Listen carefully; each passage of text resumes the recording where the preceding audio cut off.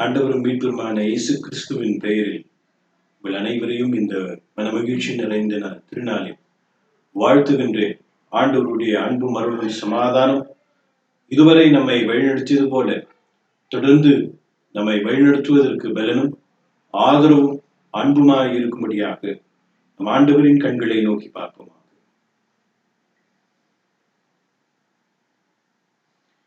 வந்தாளுமே என்னாளுமே வந்தாளுமே என்னாளுமே உன்னாமமே என் தாவமே உன்னாமமே என் தாவமே இந்நேரமே இந்நேரமே கண் பாருமே என் மேசையா உன்னாசையே என் மேசையா உன்னாசையே கொண்டோசையா நான் பேசவே கொண்டோசையா நான் பேசவே உன்னாசீதா உன்னாசீதா நேசமா தேவாவியே வரும் தாரும் தேவாவியே வரும் தாரும் இப்பாவியின் பாவும் தீரும் ஜோதியின் ஒளி வீசும். அன்புக்குரியவர்களே, இந்த சிறப்பான நாளிலும் நம்முடைய சிந்தனைக்காக கொடுக்கப்பட்டிருக்கிற தலைப்பு என்னவென்று சொன்னால், mission as sharing Christ peace. கிறிஸ்துவின் சமாதானத்தை பகிர்தலே அருட்பணி அல்லது நற்செய்தி பணி, ஊழியம், திருப்பணி என்று பல சொற்களை கொண்டு இந்த மிஷன் என்கின்ற வார்த்தையை சொல்லலாம். இருப்பினும் இன்றைக்கு கிறிஸ்துவ விசுவாசத்தின் பயணத்தில் நாம் அனைவரும் நம்முடைய வாழ்வை இயங்கும்படியாக செயல்படுத்தும்படியாக நமக்கு ஆதரவும் துணைவுமாய் இருக்கிற கடவுளுடைய ஒத்தாசை கொண்டு இந்த திருவார்த்தைகளை சிந்திக்கும்படியாக கூடி வந்திருக்கிற நம்முடைய எண்ணங்களில் இன்றைக்கு மிஷன் என்று சொன்ன மாத்திரத்திலே நாம் என்ன நினைக்கிறோம் என்று சொன்னால், ஒரு தனியார் அல்லது அரசாங்கத்தை சேவை புரிகிறவர்களாக இருந்தாலும் சரி, அவர்கள் ஒரு பணிக்கென்று அனுப்பப்படுகிற போது அந்த பணியை முடித்து மீண்டுமாக அந்த நோக்கத்தை நிறைவேற்றி அவர்கள் திரும்புகிறார்கள்.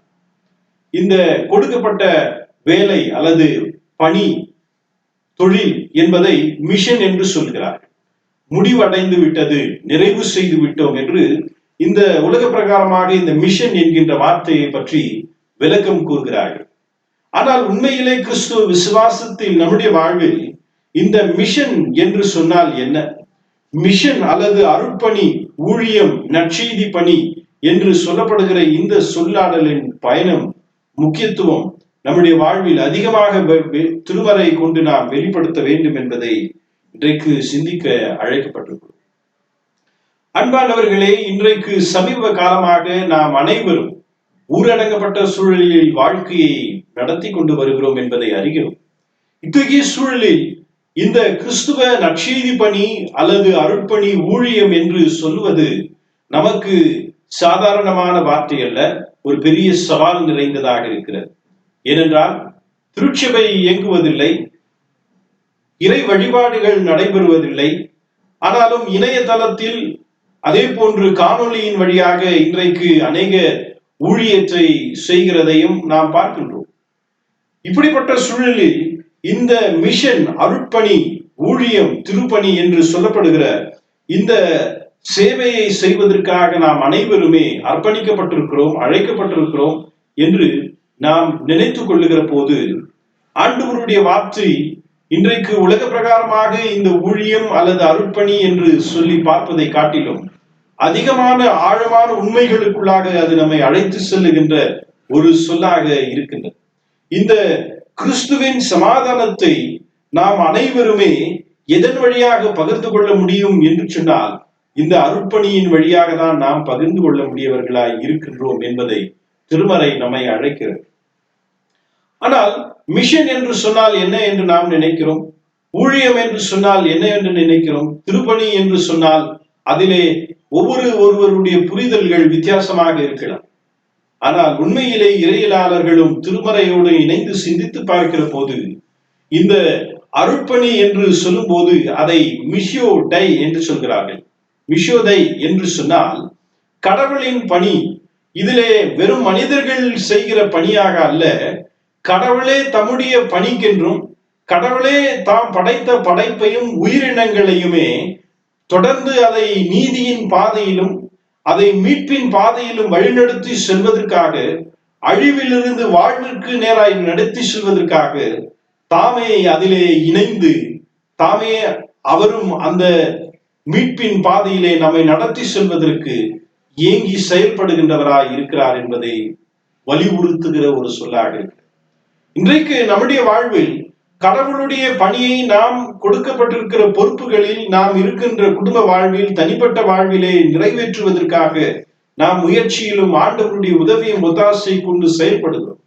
ஆனால் கடவுள் நம்முடைய வாழ்விலே அந்த பணியை நாம் மாத்திரமே செய்வதாக ஒப்படைக்கவில்லை, மாறாக நம்மோடு இணைந்து செய்கிறது தான் இந்த அருட்பணி என்று சொல்லப்படுகிறது, ஊழியம் அல்லது திருப்பணி என்று சொல்லப்படுகிறது.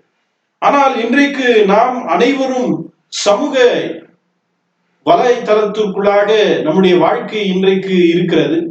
மறுபக்கத்தில் சமூக இடைவேளை இருக்க வேண்டிய வாழ்க்கையிலே நாம் இருந்து கொண்டிருக்கிறோம். இத்தகைய சூழலில் கடவுளுடைய பணியை நாம் செய்யவும் வெளிப்படுத்தவும் அதை தொடர்ந்து வழிநடத்தவும் கடவுள் நம்மை அழைக்கிறார் என்று சொன்னால், அது மிகப்பெரிய சவாலாக இருக்கிற இந்த சூழலுக்குள்ளாய் நாம் நம்முடைய எண்ணங்களையும் சிந்தனையும் திருமறையோடு ஆழ்ந்து பார்க்கும்படியாக அழைக்கின்றார். இதை நாம் சற்று ஆழ்ந்து பார்க்கிற போது, முதலாவது இந்த அருட்பணி என்று சொல்லும்போது அது நம்மை கூடி வர செய்து கடவுளுடைய பணியை செய்ய வேண்டும் என்று அழைப்பினை தருகிறது. கடவுளின் பணியை நாம் அனைவரும் செய்கிறோம். ஒருவேளை ஊழியத்திலே நாம் கடவுளுடைய பணியை செய்யலாம், செவிலியர்களாக, ஆசிரியர்களாக, சமுதாயத்தில் நமக்கு கொடுக்கப்பட்டிருக்கிற எந்த ஒரு பணியானாலும் அதிலே நாம் சேவை புரிகிறவர்களாக இருக்கின்றோம். ஆனால் ஆண்டவர் நம்முடைய வாழ்விலே வெளிப்படுத்த வேண்டிய சத்தியம் எதை எதிர்பார்க்கிறார் என்று சொன்னால், நாம் அவருடைய அருட்பணியை செய்வதில் கூடி வந்து அந்த ஒன்றிணைந்து செய்கிற இந்த அருட்பணியிலே அவரை ஏக மனதோடு ஒரே சிந்தையோடும் அவரை நிறைவேற்றி அவருடைய மாட்சிமை நிறைந்த செயல்களை பிரதிபலிக்கும் இடபடியாக திருமறை நம்மை அழைக்கின்றது. குறிப்பாக நாம் மீகா தீர்க்கதரிசி 4ஆம் அதிகாரம் 1-7 வசனங்கள் வரை நாம் பார்ப்போம் என்று சொன்னால், இந்த மீகா இறைவாக்கினர் என்பவர் இஸ்ரவேல் என்று சொல்லப்படுகிற சமாரியா தேசத்திற்கும் யூதேயா என்று சொல்லி அழைக்கப்படுகிற ஜெருசலேமிற்கும் கடவுளுடைய வார்த்தையை அவர் குரலாக எடுத்துரைக்கிறார். அவர்கள் அனைவருமே சிதறி இருக்கிறார்கள். அவர்களை கூடி வர செய்யும்படியாக அவர்களை நோக்கி கடவுளின் வார்த்தையை எடுத்துரைக்கிற இறைவாக்கினராக இருக்கிறார். அவர்கள் இஸ்ரவேலர் என்று சொல்லப்படுகிற சமாரியர்கள், அசீரியர்களுடைய கைகளிலே அடிமைகளாக அவர்கள் கொண்டு செல்லப்படுகிறார்கள், சிறைபிடிக்கப்படுகிறார்கள். அதே போன்று பாபிலோனியர்களுடைய கைகளிலே யூதேயா மக்கள் சிறைப்பிடிக்கப்படுகிறவர்களாய் இருக்கிறார். அப்படிப்பட்ட மக்களை கடவுள் மீண்டுமாக ஒன்று சேர்க்கின்ற முயற்சியிலே ஈடுபடுகிறார். அந்த முயற்சியை எதை கொண்டு அவர் ஈடுபடுகிறார் என்று சொன்னால், அவர்கள் அனைவருமே ஏக மனதோடு கூடி வரும்படியான எதிர்பார்ப்பை இறைவாக்கினர் இந்த அதிகாரத்தில் நமக்கு சொல்லுகின்றார். அதை சொல்லும் போது சொல்லுகிறார், திரளான ஜாதிகள் புறப்பட்டு வந்து நம் கர்த்தரின் பர்வதத்துக்கு, யாக்கோபின் தேவனுடைய ஆலயத்துக்கு போகும், வாருங்கள். அவர் தமது வழிகளை நமக்கு போதிப்பார், நாம் அவர் பாதைகளிலே நடப்போம் என்பார்கள். ஏனெனில் சியோனில் இருந்து வேதமும் எருசலேமில் இருந்து கர்த்தரின் வசனமும் வெளிப்படும் என்று சொல்லுகிறார். வாருங்கள் என்று சொல்லி இந்த இஸ்ரவேல் மக்களை கூடி சேர்க்கிற, ஒன்றிணைந்து வாருங்கள் என்று சொல்லி அழைப்பினை தருகிற ஒரு பகுதியாக இதை வெளிப்படுத்தி பேசுகிறார். இப்படி வெளிப்படுத்தி பேசுகிற இந்த இஸ்ரவேல் மக்கள் பிறருடைய கைகளிலே அவர்கள் சிறைப்பிடிக்கப்பட்டும் துன்பத்தை அனுபவிக்கின்ற போதும், பெரும் ஜாதிகளாய் இருக்கிற அல்லது வலிமை மிக்க ஆட்சி புரிகிற அந்த காலகட்டத்தில் வாழ்ந்து வந்த இஸ்ரவேல் மக்களுக்கு எதிரிகளாக எண்ணப்பட்டவர்கள் அவருடைய வாழ்க்கையை ஒரு முற்றுப்புள்ளிக்காக சூழ்நிலைக்குள்ளாக கொண்டு வருகிறார். இப்படிப்பட்ட நிலையிலே தான் ஆண்டவருடைய வார்த்தை மீகா இறைவாக்கினர் வழியாக உரைக்கப்படுகிறது.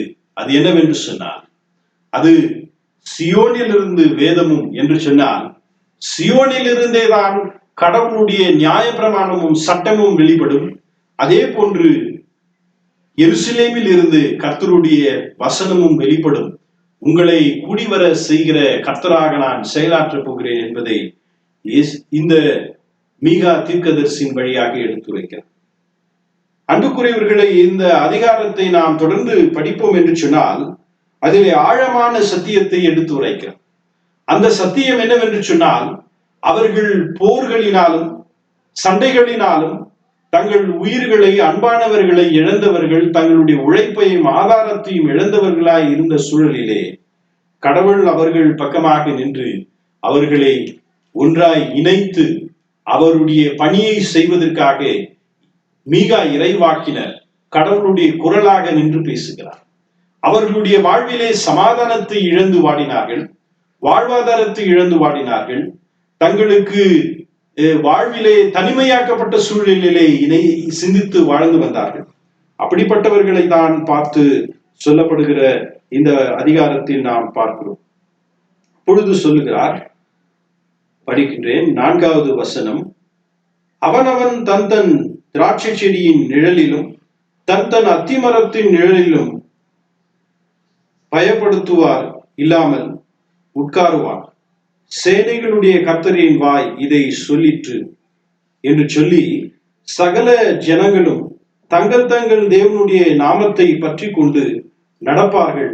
நாங்களும், அதாவது இஸ்ரவேல் மக்கள், நாங்களும் எங்கள் தேவனாகிய கர்த்தருடைய நாமத்தை பற்றி கொண்டு என்றென்றைக்கும் உள்ள சதா காலங்களிலும் நடப்போம் என்று சொல்லி இந்த மீகா இறைவாக்கினர் இஸ்ரவேல் மக்களுக்கு எடுத்துரைக்கிற வார்த்தையாக இருக்கு. அவர்களும் நாங்களும் இனிமேல் கடவுளுடைய வார்த்தையை சதா காலமும் அவருடைய வழிகளிலே நடப்போம் என்று இவர்கள் ஏகமனதாய் சிந்தித்து அவர்கள் ஒன்றாய் இணைந்து யோசித்து வெளிப்படுத்துகின்ற வார்த்தையாக இருக்கிறது. அப்பொழுதுதான் சொல்லுகின்றார், அறிவாள்களாகவும் தங்கள் ஈட்டிகளை அறிவாள்களாகவும் அடிப்பார்கள். ஒரு ஜாதிக்கு விரோதமாய் மறு ஜாதி பட்டயம் எடுப்பதில்லை, இனி அவர்கள் யுத்தத்தை கற்பதும் இல்லை என்று சொல்லி இந்த மீகா இறைவாக்கினர் சொல்கிறார். அப்படி சொல்லுகிற போது எதை ஆழமாக வெளிப்படுத்தி பேசுகிறார் என்றால், அவர்கள் இனி யுத்தத்திற்காக ஒரு உயிரை இன்னொரு உயிர் எடுப்பதற்காக அல்லாமல் வாழ்வுக்குரிய செயல்பாடில் ஈடுபடுவதற்காக, கடவுள் எப்பொழுதுமே பணி செய்கிறவராக உழைக்கிறவராக இருக்கிறது போல அவர்களும் கடவுளுக்காக தங்களை அர்ப்பணிக்கின்றவர்களாக ஒன்றிணைந்து வருகிற செயல்பாடினை குறிக்கிறதாக இருக்கு. அவர்களுடைய வாழ்க்கையை இனி திகழ்கள் இல்லை, உங்களுடைய வாழ்க்கையிலே குறைகள் இல்லாமல், பயங்கள் இல்லாமல் சமாதானத்தை காண்கக்கூடிய வாழ்க்கையை ஏற்படுத்தி கடவுள் தருகிறார் என்பதை கூறுகிறார். அன்பானவர்களை, இப்படியெல்லாம் சொல்லுகிற மீகா இறைவாக்கினர் நம்மை தொடர்ந்து வழிநடத்துகிற போது சொல்லுகிற சத்தியம் என்னவென்று சொன்னார், இப்படி கடவுள் இவர்களை இஸ்ரவேலர்களை இணைக்கிற போது அதிலே சமாரியர்களையும் அதிலே யூதேயா மக்களையும் இணைத்து வழிநடத்துகிற சிந்தையிலே ஈடுபடுகிற கடவுள் நம்முடைய வாழ்க்கையிலும் அவர் எதிர்பார்க்கிற மிகப்பெரிய உன்னதமான செயல் என்னவென்று சொன்னார், அவருடைய வழிகளில் நடந்து அவருடைய சிந்தனைக்கான பணிகளில் நாம் ஈடுபடும்படியாக அழைக்கின்றார். ஆகவேதான் மேலும் நாம் பார்ப்போம் என்று சொன்னால் 6வது வசனத்தில் கர்த்தர் சொல்லுகிறது என்னவென்றால், அந்நாளிலே நான் நொண்டியானவனை சேர்த்து தள்ளுண்டவனை தீங்கு அனுபவித்தவனையும் கூட்டிக் கொண்டு நொண்டியானவனை மீதியான ஜனமாகவும் தூரமாய் தள்ளுண்டு போனவனையும் பலத்த ஜாதியாகவும் வைப்பேன். அவர்கள் பேரில் கர்த்தர் சியோன் பர்வதத்திலே இது முதல் என்றென்றைக்கும் ராஜாவாய் இருப்பார் என்று சொல்கிறார். ஆகவே கடவுள் அவர்களுடைய வாழ்க்கையிலே தள்ளுண்டவர்களை, ஒருவேளை அந்த சமூகத்தோடு அவர்கள் தூரமாக புறக்கணிக்கப்பட்டவர்களை மீண்டுமாக அவர்களை இணைத்துக் கொள்ளுகின்ற, அணைத்துக் கொள்ளுகின்ற, ஏற்றுக்கொள்ளுகின்ற சூழலிலே கடவுள் இந்த வார்த்தையை மீகா இறைவாக்கினர் வழியாக வெளிப்படுத்தி பேசுகிறார். அன்பானவர்களே, இன்றைக்கு ஆண்டவருடைய அருட்பணியை நாம் செய்ய வேண்டியவர்களாய் இருக்க அழைக்கப்பட்டிருக்கிற போது அதிலே நாம் அனைவரையுமே கூடி வர செய்யவே கடவுள் எதிர்பார்க்கிறார். இதிலே நான் மட்டும் தான் இருக்க வேண்டும் என்பது கடவுளுடைய பணியாக அல்ல. கடவுளுடைய பணி என்பது அதிலே அனைவரும் கூடி வந்து செய்யக்கூடிய பணி. ஆகவேதான் அதிலே நொண்டியானவனையும் தள்ளுண்டவனையும் கைவிடப்பட்டவனையும் கடவுள் ஏற்றுக்கொள்ளுகிறதை இந்த மீகா தீர்க்கதரிசியானவர் சொல்லுகின்றார். ஆனால் இன்றைக்கு நாம் திருச்சபை என்று எதற்காக நிற்கப்பட வேண்டும் என்று சொல்லும் போது கடவுளுடைய பணிக்காக நிற்க வேண்டியதுதான் சபை. கடவுளுடைய உடலாக இருக்கிறது தான் சபை என்று சொல்லப்படுகிறது. இன்றைக்கு அதை வெளிப்படுத்தாமல் இருக்கிறது. காரணம், நம்முடைய வாழ்வில் சற்று யோசித்து பார்ப்போம். இன்றைக்கு கடவுளுடைய சபையாக இருக்கிற அந்த சபை கடவுளுடைய பணி அல்லது அருட்பணியை, நற்செய்தி பணியை இன்றைக்கு செய்யாத நிலையிலே காணப்படுகிறது.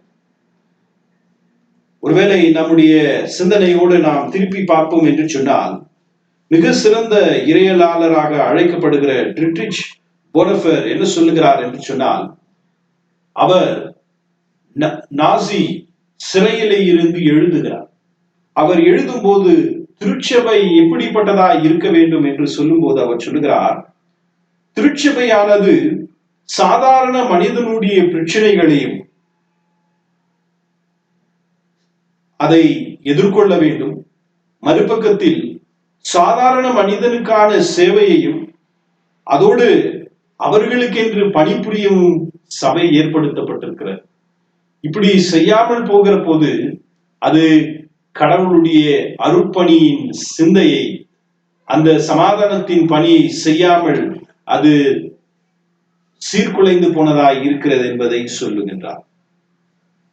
திருச்சபை எப்பொழுதும் அன்றாட, அதாவது சாதாரண மனிதனுடைய வாழ்வில் அதிகாரத்தை செலுத்தாமல் அவர்களுக்கு உதவி செய்யவும் மனப்பான்மையுடன் அவர்களுக்கு சேவை புரிகிறதாய் இருக்க சபை எப்பொழுதுமே நாட வேண்டும். அன்பானவர்களை, இன்றைக்கு நாம் பார்ப்போம் என்று சொன்னால், திருச்சபையின் பணியை, அருட்பணியை ஏற்றுக்கொள்ளுகிறவர்கள், பொறுப்பிலே செயல்படுகிறவர்கள் என்ன செய்கிறார்கள்? என்னுடைய அதிகாரத்தில் நான் இருக்கிற போது நான் எனக்கானவைகளை நான் செய்ய வேண்டும், எனக்கானவைகளை நான் நாட வேண்டும் என்று தன்னலனுக்கான ஆதாயத்தை தேடிக் கொள்ளுகின்ற போங்கை பார்க்க, அதை மீகா இறைவாக்கினர் வெறுத்து அன்றைக்கு அனைவரையுமே கூடி வர செய்ததை போல இன்றைக்கு நம்முடைய வாழ்விலும் நாம் கூடி வருகிற ஏக மனதுடன் சிந்தையோடும் கூடி வருகிற செயல்பாடுகளில் கிறிஸ்துவின் அருட்பணியானது சபையில் இருந்து வெளிப்பட வேண்டும். இன்றைக்கு கிறிஸ்துவ திருச்சபைகள் என்ன நினைக்கிறார்கள்? திருச்சபைக்கும் அருட்பணிக்கும் எந்த ஒரு சம்பந்தம் இல்லை, அது வித்தியாசமானது, இதுக்கும் அதற்கும் உடன்பாடு இல்லை என்று சொல்கிறார். எப்பொழுது ஒரு திருச்சபை கடவுளுடைய அருட்பணியை எடுத்து செல்லவில்லையோ அது கடவுளுடைய பணியில் இருந்து, தன்னுடைய பொறுப்பில் இருந்து தவறிவிட்டது என்பதை வெளிப்படுத்துகிறது. ஆகவே கடவுள் நம்மை அனைவருமே கூடி வர செய்து அந்த அருட்பணியின் சிந்தனையை தொடர்ந்து இயங்க செய்ய வேண்டும் என்று எதிர்பார்க்கிறார்.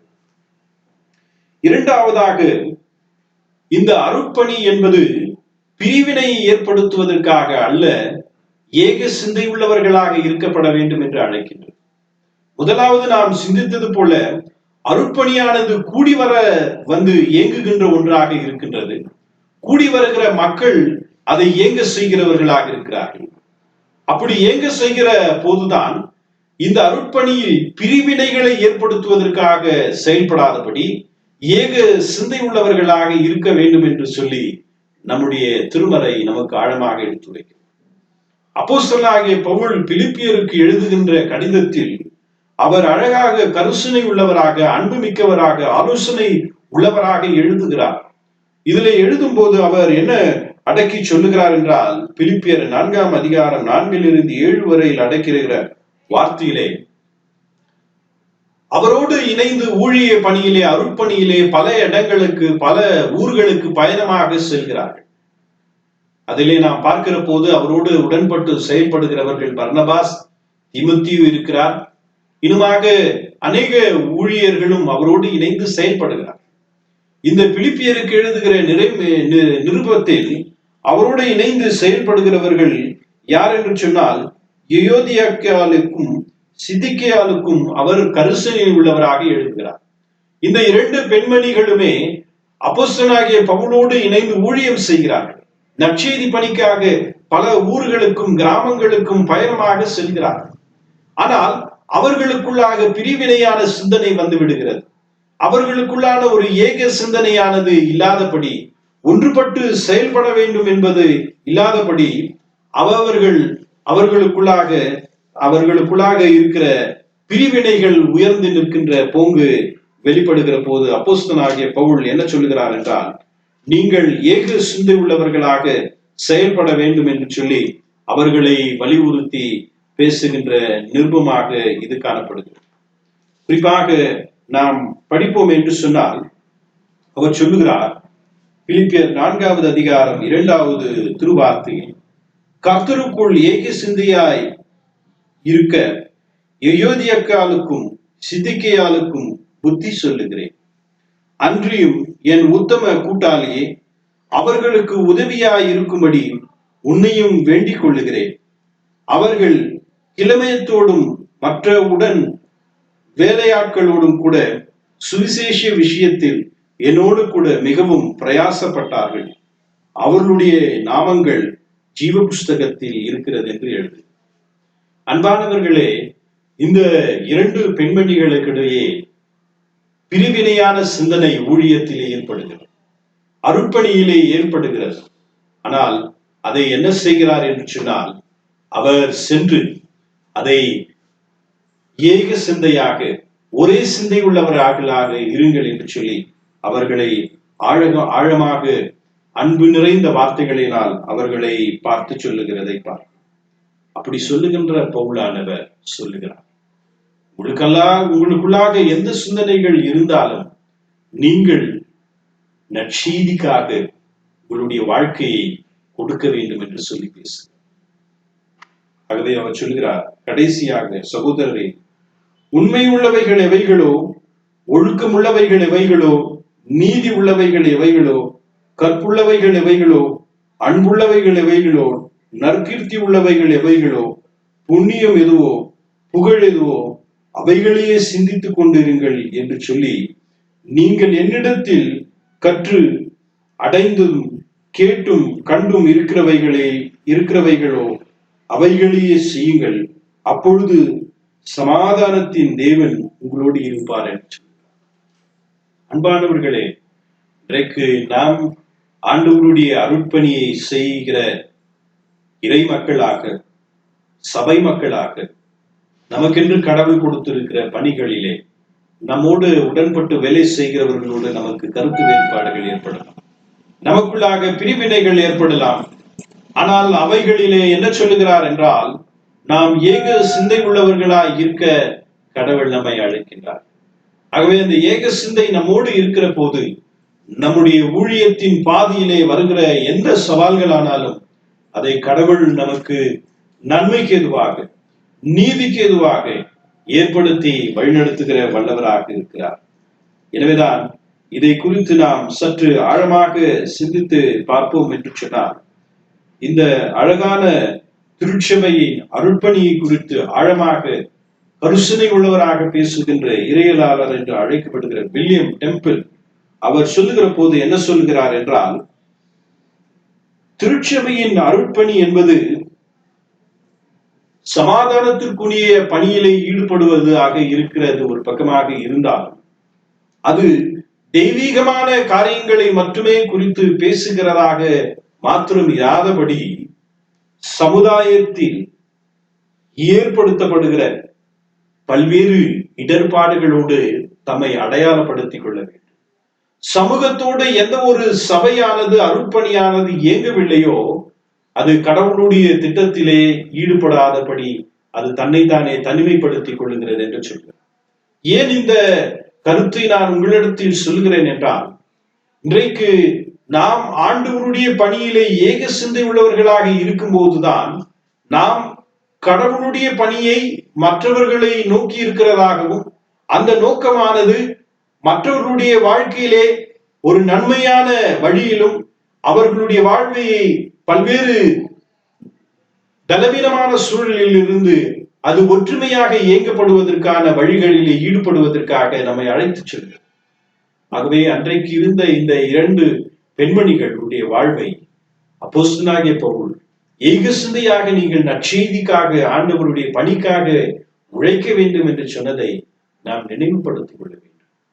இன்றைக்கு சபையிலே நாம் இருக்கிற பிரச்சனைகளை மாத்திரமே பேசிக்கொண்டு, சபையிலே ஒருவர் மீது குறைகளை கூறிக்கொண்டு, சபையிலே இன்றைக்கு நாம் சபையின் காரியங்களில் மட்டுமே நம்மை நாமே ஈடுபடுத்திக் கொள்ளுகிற நம்முடைய வாழ்விலே சபையும் கடந்து நாம் சபையானது சமூகத்திற்குள்ளாக கடந்து செல்ல வேண்டும் என்பதை நாம் தவறிப்போம்.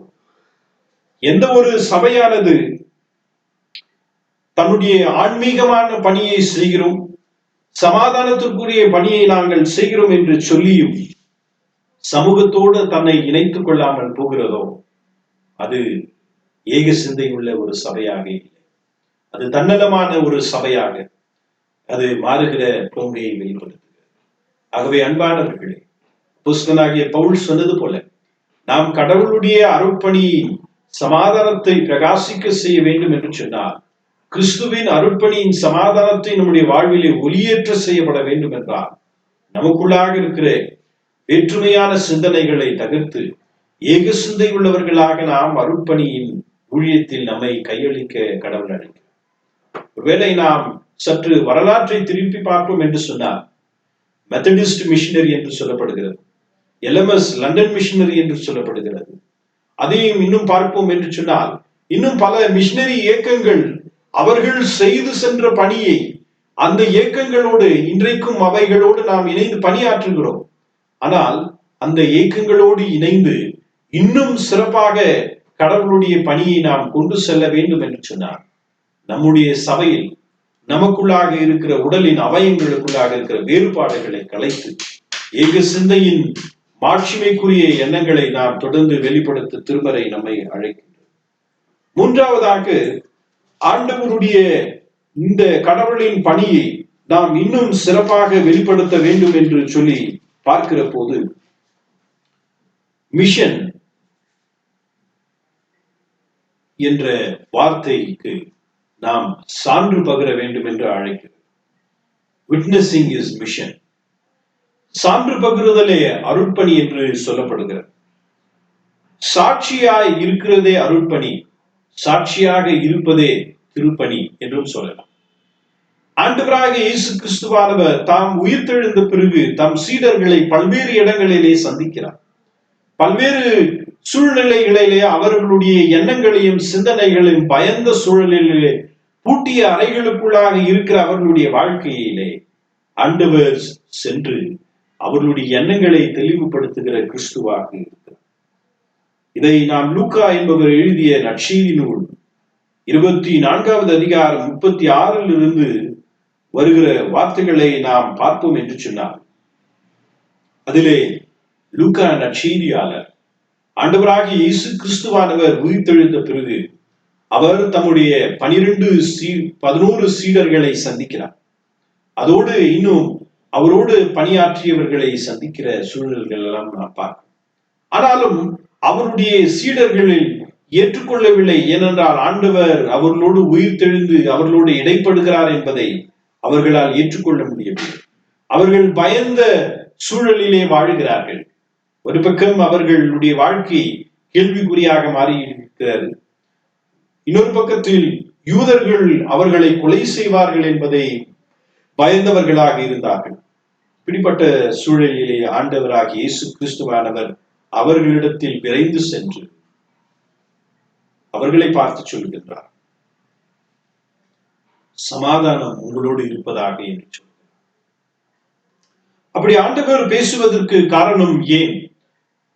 அவர்களை பார்த்து சமாதானம் உங்களோடு இருப்பதாக என்று அவர் அழகாக பிரதிபலித்து பேசுகிறதற்கு ஆழமான வார்த்தைகளை நாம் இந்த நற்செய்தியின் பகுதியின் வழியாக சிந்திக்கும்படியாக, நம்முடைய எண்ணங்களை யோசிக்கும்படியாக அழைக்கப்பட்டிருக்கிறோம். அன்பானவர்களே, இன்றைக்கு ஆண்டவருடைய பணியை செய்வதற்காக நாம் அனைவருமே அழைக்கப்பட்டிருக்கிறோம். அதிலும் ஆண்டவராகிய இயேசு கிறிஸ்துவானவர் நம்மை சாட்சியாக இந்த பணியை செய்வதற்காக தம் சீடர்களை பார்த்து சொன்னது போலவே இன்றைக்கு நம்மையும் பார்த்து அதே போன்று அவர் சொல்லுகின்றார். அது என்னவென்று சொன்னால், அவர்கள் கலங்கி பயந்து ஒரு ஆவியை காண்கிறதாக நினைத்தார்கள். அவர் அவர்களை நோக்கி, நீங்கள் ஏன் கலங்குகிறீர்கள்? உங்கள் இருதயங்களிலே சந்தேகங்கள் எழும்புகிறது என்ன?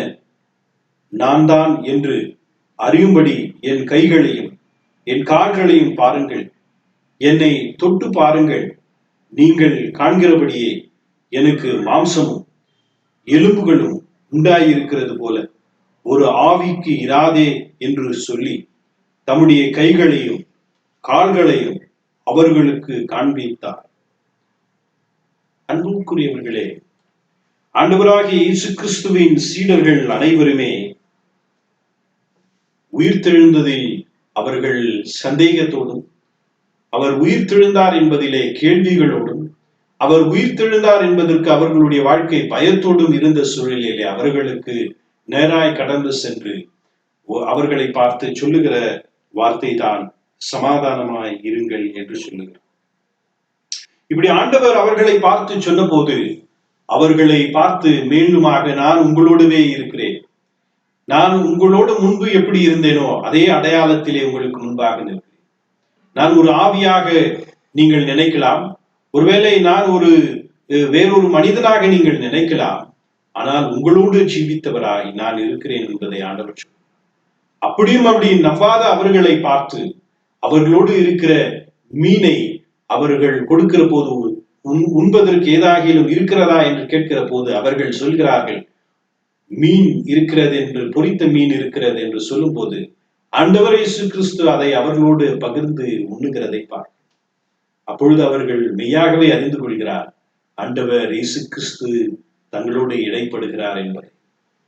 அப்படி ஆண்டவர் இயேசு கிறிஸ்துவானவர் தம்மை உடலாலும் ஆவியோடும் ஆத்மாவோடும் அவர்களோடு பிரகாசித்து சொல்வதற்கு காரணம் என்ன என்று சொல்லி நாம் யோசித்து பார்ப்போம் என்றால், ஆண்டவர் அவர்களை பார்த்து சொல்வதற்கு காரணம் என்னவென்றால், பிதா என்னை அனுப்பினது போல நானும் உங்களை அனுப்புகிறேன் என்பதை ஆண்டவர் தம்முடைய சீடர்களை தைரியப்படுத்துகிறவராய் இருக்கிறார்.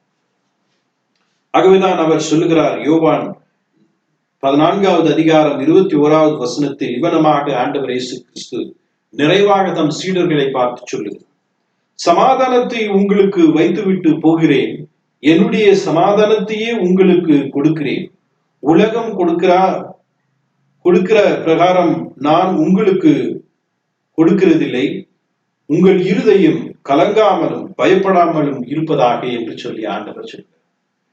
ஆண்டவர் இந்த சமாதானத்தை ஆழமாக அவர்களுக்கு வலியுறுத்தி பேசுகிறார் என்றார். சமாதானம் என்பது வாழ்க்கை முழுமை பெறுகின்ற ஆசீர்வாதத்தை குறிக்கிறது.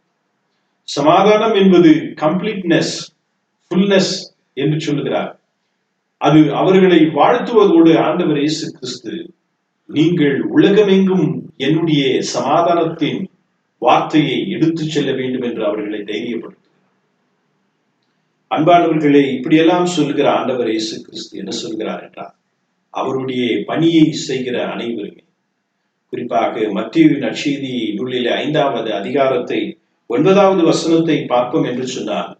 ஆண்டவர் இவ்வண்ணமாக சொல்லுகிறார், சமாதானம் பண்ணுகிறவர்கள் பாக்கியவான்கள், அவர்கள் தேவனுடைய புத்திரர்கள் எனப்படுவார் என்று சொல்லியார். இப்படி தம்முடைய சீடர்களை ஆண்டவர் இயேசு கிறிஸ்து அவர்களுடைய ஆரம்ப காலகட்டத்தில் இருந்து அவர்களோடு பேசிய நாள் முதல் கொண்டு மரித்து உயிர்த்தெழுந்து அவர்களோடு இடைப்படுகிற காலங்களிலுமே அவர்களால் ஏற்றுக்கொள்ள முடியவில்லை, நம்ப முடியவில்லை. ஆனால் அப்படிப்பட்டவர்களை தான் ஆண்டவர் இயேசு கிறிஸ்துவானவர் என்ன சொல்லுகிறார் என்றால், நீங்கள் புறப்பட்டு செல்ல வேண்டும், உங்களுக்கு பயங்கள் வரங்களாம், சூழல்களை உங்களுக்கு மாற்றி சாதகமாக நான் உங்களோடு இருக்கிறேன் என்று சொல்லி, நான் உங்களோடு கூட இருக்கிறேன் என்று ஆண்டவர் சொல்லுகிற போது சொல்கிறார், உங்கள் இருதயம் கலங்காதிருப்பதாக, பயப்படாமலும் இருங்கள், கடவுளுடைய சமாதானம் உங்களோடு புறப்பட்டுச்சு. அப்படி செல்லுகிற போது நீங்கள் அனைத்து மக்களுக்கும் சாட்சிகளாய் இருப்பீர்கள் என்று சொல்லி அவர்களை சாட்சிகளாய் இருக்கும்படியாக ஆண்டவராக இயேசு கிறிஸ்து தம் சீடர்களை அழைத்து அவர்களை நோக்கி சொல்லுகிறதை பார்க்கிறோம். அன்பானவர்களே, இன்றைக்கு நம்முடைய வாழ்க்கை கடவுளுடைய பணியை செய்கிற நாம், நற்செய்தி பணியிலே ஈடுபடுகிற நாம், இந்த ஊழிய பாதையிலே நாம் அதிகமாக நம்மை நாமே ஒப்பு கொடுத்திருக்கிற நம்முடைய வாழ்விலே சீடர்களை போல சந்தேகங்களோடும் குழப்பங்களோடும் பல கவலைகளோடும் நம்முடைய பயங்களோடும் இந்த காலங்களிலே நம்முடைய வாழ்க்கையை நடத்தி செல்லும். ஆனால் ஆண்டவர் நம் பக்கமாக நின்று நமக்கு துணை நிற்கின்ற அவர் உடைய வார்த்தைக்கு நாம் சாட்சியாய் வாழ வேண்டும் என்று சொல்லி நம்மை அழைக்கிறார். இதோ காலம் வருகிற போது ஆண்டவர் சொல்கிறார், அவர்களை பார்த்து, நீங்கள் யூதேயாவில் மாத்திரமல்ல, எருசலேமில் மாத்திரமல்ல, சமாரியாவில் மாத்திரமல்ல, உலக கடைசி பரியந்தம் என் நாமத்திற்கு சாட்சி உள்ளவர்களாய் இருப்பீர்கள், இருக்க வேண்டும் என்றும் ஆண்டவராக இயேசு கிறிஸ்துவானவர் அவர்களை தம்முடைய சீடர்களை பலப்படுத்துகிறதை பார்க்கும். அன்பானவர்களே, இன்றைக்கு மிஷன் அருட்பணி என்று சொல்லுகிற போது நாம் நினைக்கிற பிரகாரம் அருட்பணி என்று கடவுளால் அழைக்கப்பட்டவர்கள் தான் அந்த பணிக்கு செல்ல வேண்டும் என்று நம்முடைய பொறுப்பையும் கடமைகளையும் நாம் தூரம் தள்ளிவிடுகிறோம். கடவுள் நம்முடைய வாழ்வில் அவருடைய பணியை அவர் பிறரிடத்தில் கொடுக்காதபடி அந்த பணியை தாமே இணைந்து செய்து நம் அனைவருமே இசைந்து செய்ய வேண்டும் என்று அழைப்பதுதான் கடவுளுடைய பணி.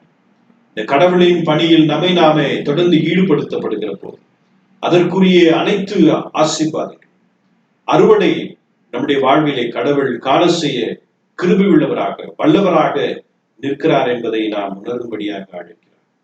ஆகவேதான் தம் சீடர்களை பார்த்து சொல்லுகிற போது அவர்களை நீங்கள் உலகமென்றும் சென்று பிதா குமாரன் பரிசுத்தாவி நாமத்தினால் என் நாமத்திற்கு சாட்சிகளாய் இருக்கும்படியாக நீங்கள் சென்று அவர்கள் அனைவரையுமே ஞானஸ்தானம் கொடுங்கள் என்று சொல்கிற ஆண்டவர் இயேசு கிறிஸ்து நம்முடைய வாழ்விலும் இடைப்படுகிறார். நாம் இந்த அருட்பணி நம்மை நாமே தூரப்படுத்திக் கொள்ளாதபடி கடவுள் அவருடைய பணியிலே இணைத்துக் கொள்வது போல அவருடைய படைப்புகளாய் இருக்கிற நாம் அவருடைய சிந்தனையில் அவருடைய செயல்பாடு அவருடைய வெளிப்பாட்டில் நம்மை இணைத்து கொண்டு செயல்படுகிற போது அதற்கான நன்மைகளை அதற்கான ஈவுகளை இன்னுமாக பெற்று நாம் வாழ்வதற்கு கடவுள் தாமே இந்த காலங்களில் இந்த வார்த்தையின் வழியாக நம்மை ஆதரித்து தேற்றுவாராம். நாம் ஆண்டவரின் கண்களை நோக்கி மன்றாடுவோம். அருள் நிறைந்த எங்கள் கடவுளே, உம்முடைய ஒரே திருமகனின் வழியாக நீர் அவரிடத்தில் கொடுத்த பணியை அவர் செய்து முடித்து இதோ உங்களிடத்தில் தேற்றவாளன் வரப்போகிறார், அவர் சதா காலம் உங்களோடு இருப்பார் என்பதை அந்த பணியினை பரிசுத்த ஆவியாரை கொண்டு எங்களை இன்று வரை வழிநடத்தி கொண்டிருக்கிறேன். இன்றைக்கு நாங்கள் எங்களுடைய வாழ்க்கையிலே நீர் கொடுத்திருக்கிற இந்த மிக உன்னதமான உம்முடைய பணியை நாங்கள் நீதியோடும் உண்மையோடும் அன்போடும் கரிசனையோடும் ஏக சிந்தை உள்ளவர்களோடும் அரவணைப்பதோடும் ஏற்றுக்கொள்வதோடும் இணைத்துக் கொள்வதோடும் செய்ய எங்களை அழைத்திருக்கிறோம். அதை நாங்கள் உணராதபடி இன்றைக்கு சபை உம்முடைய உடலாய் இருக்கிற அவயங்களாய் இருக்கிற நாங்கள் எங்களுடைய வாழ்க்கையிலே உம்முடைய சிந்தனைகளையும் நோக்கங்களையும் நிறைவேற்றாதபடி இருக்கிற மனநிலையை நினைத்து நாங்கள் ஆண்டவரே நாங்கள் மிகவும் வேதனைப்படுவோம். ஆனாலும் நீர் எங்களுடைய கண்ணீரையும் எங்கள் துயரங்களையும் மாற்றி தொடர்ந்து உம்முடைய நீதியின் பாதையிலே நடந்து சென்று உமக்கான பணிகளை நாங்கள் ஈடுபட, அந்த பணியிலே உண்மை உத்தம ஊழியக்காரரை நீ கொஞ்சத்தில் உண்மையாய் இருந்தால் ஆகவே உன்னை அநேகத்தின் பேரின் மேல் அதிகாரியாய் ஆக்குவேன் என்கின்ற பொறுப்பையும் கடமைகளையும் ஆசீர்வாதங்களையும் நன்மைகளையும் எங்களுடைய வாழ்விலே தரப்போகிறீர் என்கின்ற விசுவாசத்தோடும் நோக்கி பார்க்க இந்த வார்த்தைகளை கேட்ட எங்களுடைய எண்ணங்கள் சிந்தனைகள் தொடர்ந்து உம்முடைய பரிசுத்த ஆவியாரின் கிரியைகளோடு செயல்படும் எங்கள் உடல் உயிர் ஆத்மாவை பலப்படுத்தும்படியாக என்றார். எல்லா மாட்சிமையும் புகழ் ஆண்டவராகிய இயேசு கிறிஸ்துவின் வழியாக நம்முடைய கண்களுக்கு நேராக ஏறெடுக்கிறோம் எங்கள் வல்லமை நிறைந்த தந்தையாகிய கடவுளை. ஆண்டவர் நமக்கு ஆசி வழங்கி நம்மை காப்பாராக. ஆண்டவர் தம் முகத்தை நம் பக்கமாக திருப்பி நமக்கு அருள் நிறைந்தவராக இருப்பாராக. ஆண்டவர் தம் தூய முகத்தை நமது பக்கமாக திருப்பி நமக்கு இன்றும் என்றும் சமாதானத்தை பெருகு செய்வாராக. ஆமென்.